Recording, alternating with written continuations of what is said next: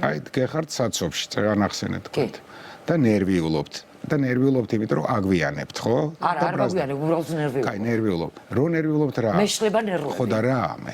აი მესამე ზოლში 20-ით რომ მიდის, ციმციმას რო არ თავს, მწვანეზე, აი ნერვები მეშლება უწესობაზე ხშირ შემთხვევაში. ნერვები შლა ხო ენერგიის ხარჯვა. ბევრის. ხო, ეხლა უყურე. აი ამ ნერვიულობას არანაირი აზრი არ აქვს და გონერება იმაშია, რომ ეს ნერვიულობა როგორც კი დაიწყო, შეაჩეროთ. მაგალითად, როგორ გაერთოთ, სხვები როგორ ნერვიულობენ.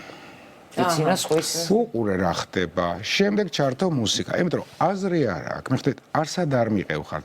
უნდა ყოველთვის კი ბატონო დახარჯეთ ენერგია, რაზეც კიდე, მაგრამ შედეგი ხო უნდა დგებოდეს, ხო? რაც შეეხება წინა მაგალითს ის საცობში და ნერვიულობაში დაგვიანებაზე, ეგ ლექციაზე მყავს მოყვანილი და გავემეორებ, რომ მაგვიანდება და ნერვიულობა და გაბრაზებულება.